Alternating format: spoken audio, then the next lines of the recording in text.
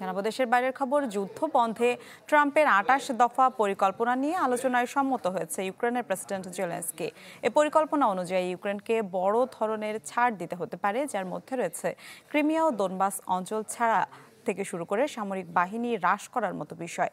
তবে কিয়েভকে অনুপস্থিত রেখে পর্দার আড়ালে মস্কো ও ওয়াশিংটনের এই পরিকল্পনার কড়া সমালোচনা করছে কিয়েভের বাসিন্দারা।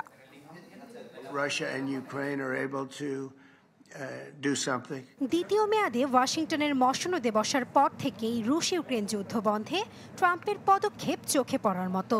তবে বেশ কয়েকবার ট্রাম্প জেলেনস্কি আলোচনা, পুতিনের সাথে আলাদাভাবে বৈঠক কোনো কিছুই দমাতে পারেনি প্রায় 4 বছর ধরে চলা এ যুদ্ধ। তবে এবার ট্রাম্প প্রশাসনের নতুন প্রচেষ্টা, দুই দেশের মধ্যে যুদ্ধ বন্ধে ২৮ দফা পরিকল্পনা। পশ্চিমা গণমাধ্যম বলছে এ পরিকল্পনা অনুযায়ী ইউক্রেনকে বড় ধরনের ছাড় দিতে হতে পারে, যার মধ্যে রয়েছে ক্রিমিয়া ও দনবাস অঞ্চল ছেড়ে দেওয়া থেকে শুরু করে সামরিক বাহিনী হ্রাস করার মতো বিষয়। এছাড়া ইউক্রেনের মাটিতে কোনো বিদেশি সেনা প্রবেশের অনুমতি পাবে না। পাশাপাশি যুক্তরাষ্ট্র ইউক্রেনকে নিরাপত্তা গ্যারান্টি দেবে বলে জানিয়েছে অ্যাক্সিওস। ঢালাইয়ের সেরা প্রিমিয়ার সিমেন্ট। বৃহস্পতিবার পেন্টাগনের ঊর্ধ্বতন কর্মকর্তাদের সাথে বৈঠকের পর রাতে ভিডিও বক্তব্যে জেলেনস্কি জানান, এই শান্তি চুক্তি নিয়ে ট্রাম্পের সাথে আলোচনা করতে সম্মত তিনি। তবে কিয়েভের সাথে পরামর্শ না করে শান্তি পরিকল্পনা করায় চটেছে বেশ কয়েকজন ইউক্রেনীয় কর্মকর্তা ও বাসিন্দারা। দাবি করেন পর্দার আড়ালে মস্কো ও ওয়াশিংটনের যোগাযোগে হয়েছে এ পরিকল্পনা। আমি এই শর্তগুলোকে গ্রহণযোগ্য মনে করছি না।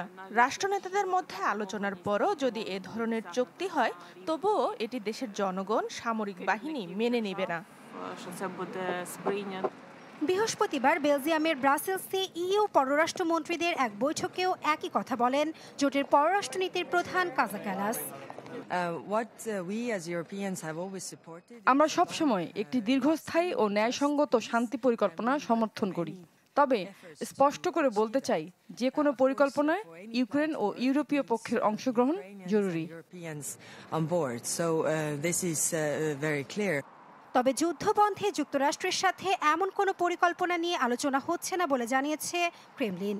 যে কোনো শান্তি পরিকল্পনায় প্রথম শর্ত সংঘাতের মূল কারণগুলো দূর করা, মন্তব্য রুশ মুখপাত্রের।